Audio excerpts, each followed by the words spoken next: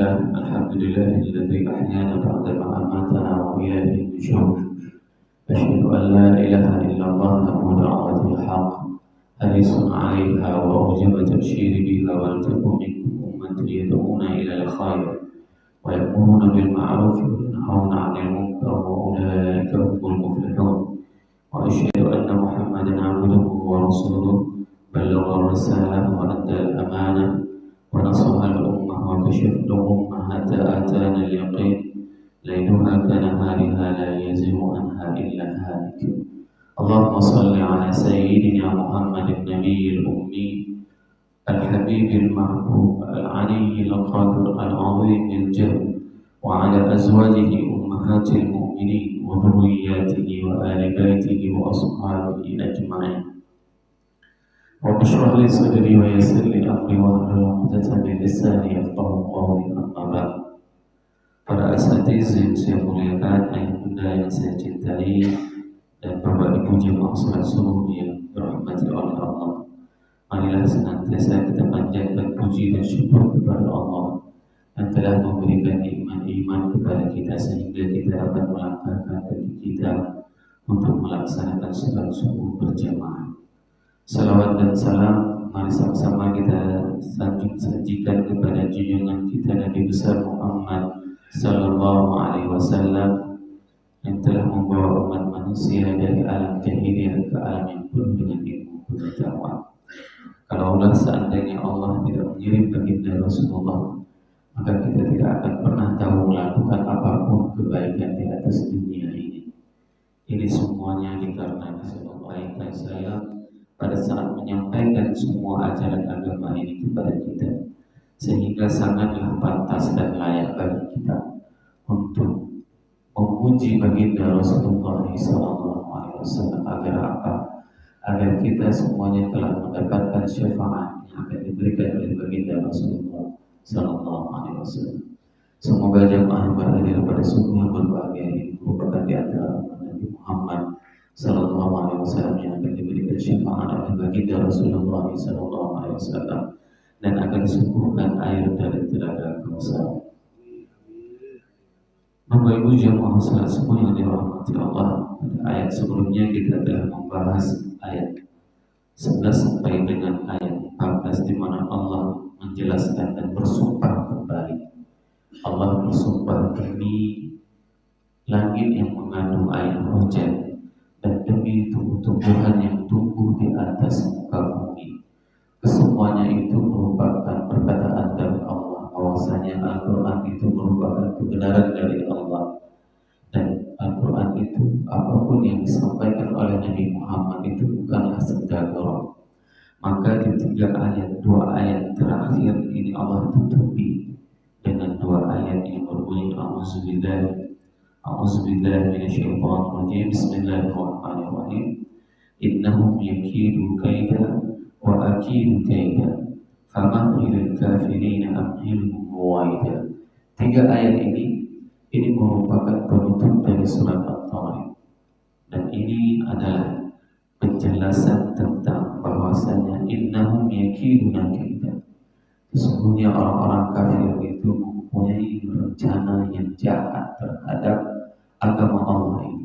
Mereka mempunyai rencana yang jahat terhadap Nabi Muhammad SAW. Akan tetapi Allah membalas rencana jahat mereka itu dengan jawaban wa akidu kaida, dan Allah mempunyai rencana yang jauh lebih dahsyat dari apa yang mereka rencanakan. Dan sesungguhnya orang-orang kafir itu hidup di dunia ini ruwaida, yaitu hanya sementara saja. Berapa lama umur seseorang hidup di dunia? Inilah yang menjadi pelajaran penting kepada kita. Imam Ibnu Ashur menjelaskan bahwasanya innahum yakiduna kaida, bahwasanya menggunakan dengan kata-kata inna at-taukid ini adalah menunjukkan bahwasanya menjelaskan tentang perbedaan ditahqiq hadzal khabar li gharabatihi wa alaihi faqawli wa akidu kaida. Ini menunjukkan bahwasanya berita yang disampaikan ini adalah berita yang benar. berita yang disampaikan oleh baginda Rasulullah SAW tentang apa? Tentang hari pembalasan, tentang adanya pembalasan, tentang adanya mizan, tentang adanya hari akhirat, tentang adanya surga dan neraka. Ini merupakan semuanya adalah berita yang pasti. Ini semuanya itu adalah berita yang nyata. Akan tetapi banyak dari antara manusia yang lalai terhadap berita yang disampaikan oleh baginda Rasulullah Sallallahu Alaihi Wasallam. Wa alaihi qawlihi wa akidu kaida tatatayyamuna wa idal mas wa idal silahum hina yasma'una. Ini agar apa? Agar bahwasanya mereka yang mendengarkan, orang-orang yang merencanakan sesuatu yang jahat terhadap baginda Rasulullah SAW, mereka mendengarkan langsung bahwasanya rencana mereka itu adalah akan dibalas oleh Allah dengan rencana yang dahsyat. Di dalam ayat yang lain, pada saat orang-orang kafir merencanakan sesuatu yang jahat dan mereka berlelah payah untuk menghancurkan apapun yang dilakukan oleh Nabi Muhammad SAW dan apapun yang dilakukan oleh umat Nabi Muhammad SAW. Akan tetapi umat Nabi Muhammad harus juga melakukan upaya dengan berlelah payah. Nah, dikarenakan apa? Dikarenakan pada saat kita melakukan upaya dengan berlelah payah, maka kita ada tempat mengadunya. Kepada siapa kita mengadu? Kita mengadu kepada Allah. Utarjuna minallahi ma la yarjun.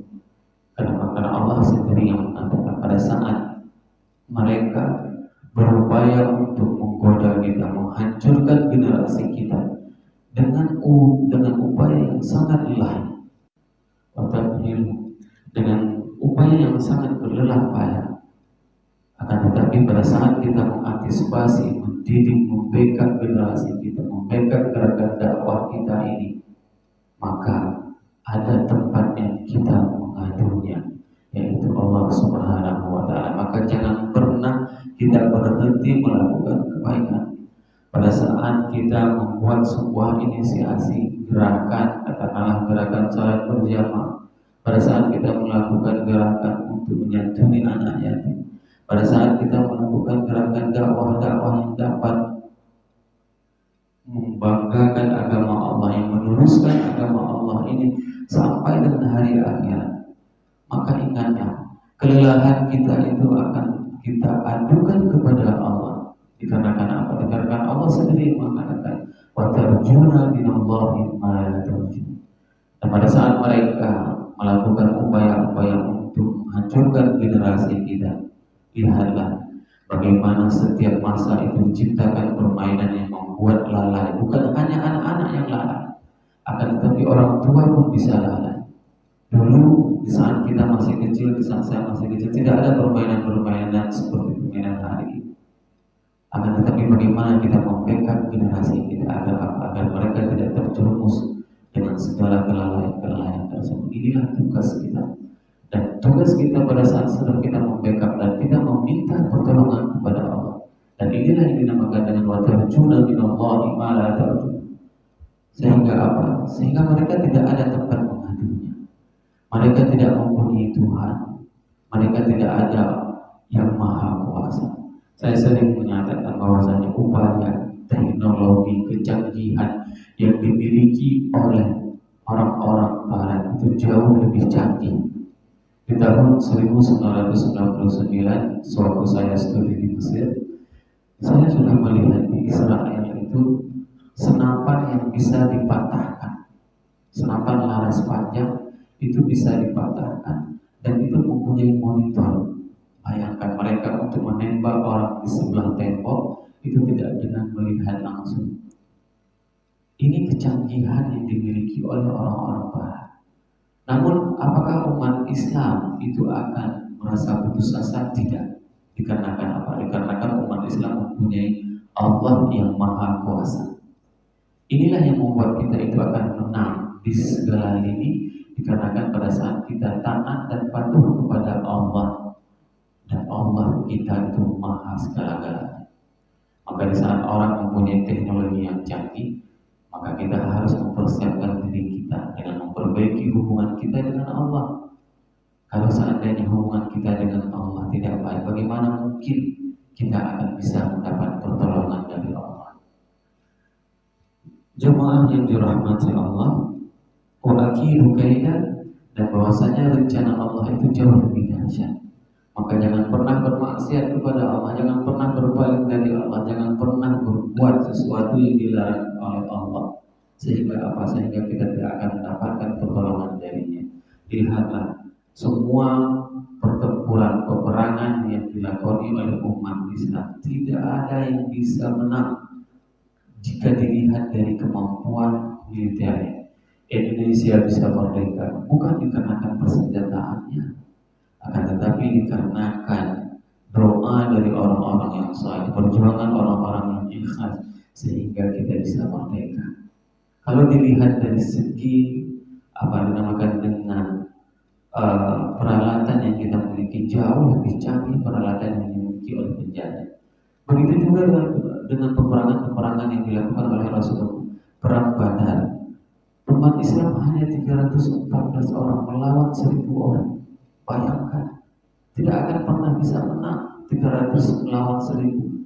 Tetapi apa yang dikatakan oleh Allah, inilah bukti yang dikatakan oleh Allah, wa akidu kaidan. Rencana Allah itu jauh lebih dahsyat. Mereka punya rencana untuk mengusir orang-orang Islam dari Madinah, akan tetapi rencana Allah jauh lebih dahsyat, memenangkan peperangan Badar. Wa ma ramaita iz ramaita walakin Allah rama. Bukanlah kalian yang memanah, akan tetapi kami yang memanah. Bayangkan, pasukan dari Allah itu diturunkan. Malaikat yang dikirim di dalam peperangan Badar itu adalah malaikat terbaik. Dan orang-orang yang terlibat di dalam perang Badar itu adalah orang-orang yang terbaik, sahabat yang terbaik. Jemaah salat subuh yang dirahmati Allah. Pada ayat ke-17, ayat yang terakhir, Allah menyatakan famah ilka sawaina amjilu muwaidah. Al-fa di sini adalah litafri' al-amru bil imhal ala majmu'i kalam as-sabiq min qawli innahu laqawlun fasl. Ini untuk membedakan pembicaraan dengan sebelumnya. Dikarenakan makna fa itu banyak, di antara salah satu maknanya itu adalah untuk membedakan. Sedangkan penggunaan fa di lain makna lagi itu bisa digunakan untuk hal yang berurutan tanpa ada jeda. Begitulah juga bahwasanya pada saat Allah menjelaskan rencana orang-orang kafir itu adalah rencana yang jahat, maka pada saat itu Allah akan membalas rencana mereka dengan rencana yang lebih dahsyat dan tidak ada jeda. Tidak ada jeda. Dikarenakan apa? Famah ilil kafirin, bahwasanya kehidupan orang-orang kafir ini menunjukkan bahwasanya siapapun yang ingkar terhadap Allah, kehidupan mereka itu jauh sangat singkat. Ruwaidah. Apa yang dimaksud dengan ruwaidah di sini? Imam Ibnu Ashur menjelaskan, Wat-tamhil masdarun hal bimakna umhil wa huwa al-intidhar ila waqtin muayyan aw ghairu muayyan. Penungguan, penantian yang dilakukan oleh orang-orang kafir itu adalah penantian yang sangatlah singkat. Kalau tidak percaya, mereka itu ada yang mati di dalam perang Badar. Mereka itu ada yang mati di dalam perang Uhud. Mereka itu ada yang mati di dalam perang Khandaq. Tidak lama. Kehidupan ini tidak lama. Sepanjang apapun umur kita, paling lama kita itu punya umur 100 tahun. Kalau udah lebih 100 tahun itu tidak ada efektif lagi kehidupan kita. Maka pada saat kita diberikan umur oleh Allah, jadikan segala dedikasi umur kita ini adalah sebagai pengabdian diri kita kepada Allah untuk memperjuangkan agama Allah dengan apapun kemampuan yang kita miliki, dengan apapun upaya yang ada pada diri kita. Jadikan apapun pangkat yang kita miliki, berikanlah kontribusinya untuk agama Allah ini. Tolong agama Allah. Agar apa? Agar ada orang yang menyembah Allah, agar ada orang yang taat kepada Allah sampai dengan hari akhirat. Kenapa kita hari ini mau melaksanakan salat subuh berjamaah. Dikarenakan syiar ini merupakan agar ada di antara saudara-saudara kita yang belum tumbuh kesadaran di dalam jiwanya. Mereka tumbuh kesadaran agar mau memuji Allah sampai dengan hari-hari. Kenapa kita melakukan pengajian? Dikarenakan dengan pengajian ini umur kita tidak panjang, tapi ada yang bermanfaat yang didengarkan oleh jamaah, sehingga apa? Sehingga mereka bisa menerapkan apa yang didapati dari hasil pengajian, dan mereka menerapkannya sampai dengan meninggal. Maka itulah yang akan menjadi amal jariah. Penantian kehidupan kita itu singkat, jemaah yang dirahmati Allah. Ada di antara kita, bahkan paling banyak di antara manusia yang dicabut nyawanya itu adalah pada saat muda. Berapa banyak anak-anak muda Allah cabut nyawanya, dan angka kematian anak muda jauh lebih tinggi jika dibandingkan dengan kematian orang tua. Lihatlah dalam kehidupan sehari-hari, berapa banyak di antara orang tua ayahnya ayahnya yang sangat tua masih diberikan umur panjang, sedangkan anaknya sudah dicabut umurnya. Menandakan tua muda bukan suatu jaminan bagi seseorang itu untuk mempunyai umur panjang. Sakit juga demikian. Berapa banyak orang yang sudah sakit bertahun-tahun dia sakit, tapi Allah tidak mencabut nyawanya. Agar apa? Agar dihapuskan segala dosa yang dia miliki. Agar apa? Agar orang tersebut mempunyai kedekatan dengan Allah dengan sakit tersebut. Dia merubah pola hidupnya. Allah mencabut kenikmatan tersebut agar apa? Agar dia mengadu kepada Allah, agar dia lebih dekat kepada Allah. Hadirin jemaah yang dirahmati Allah, berikutnya Imam Ibnu Ashur mengatakan ruwaida. At-tasghir ruwaida bi dhammir ra wa ba'dal waw la'allahu ismun masdar aw qiyas al-masdari. Bahwa radun bi fathih ra wa sukun waw, bahwa al-mahmul al-adad al-ajal. Bahwasanya ruwaida itu adalah merupakan penantian yang sangat-sangat sebentar dan tidak ada terburu-buru. Ini yang dikatakan beda antara penantian yang sementara dan buru-buru. Akan tetapi penantian orang kafir itu adalah penantian yang sementara namun tidak buru-buru. Ini yang sangat luar biasa penjelasannya. Wal makna intidhar ma sayaj'alu bihim wa la tasta'jiluna lahum al-intidhar turabbisu wal itiyat. Bahwasanya penantian mereka itu sama sekali tidak buru-buru, tidak pernah tergesa-gesa. Lihatlah bagaimana kehidupan mereka.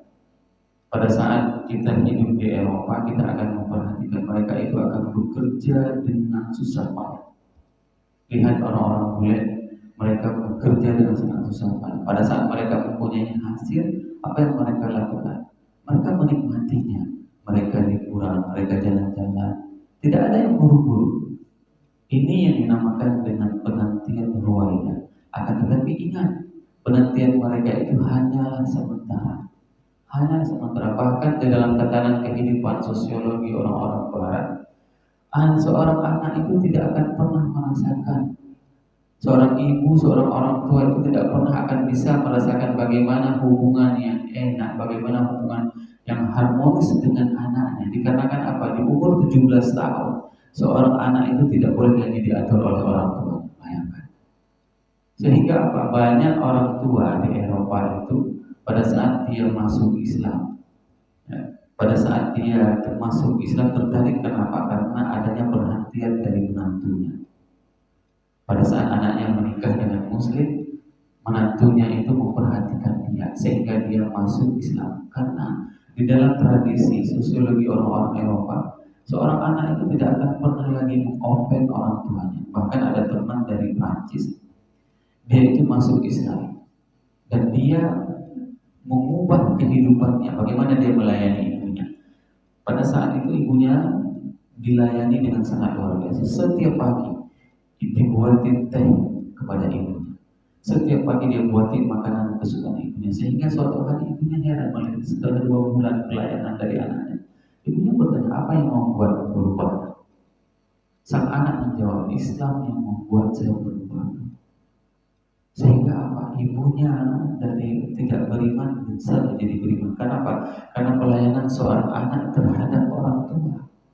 Islam mengajarkan hal seperti itu.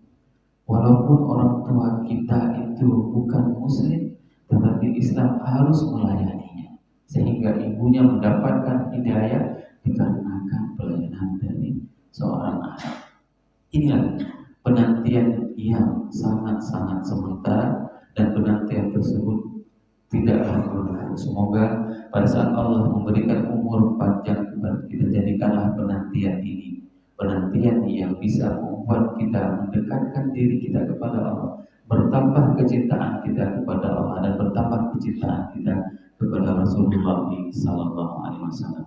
Subhanakallahumma wa bihamdika asyhadu an la ilaha illa anta astaghfiruka wa atubu ilaik. Wassalamu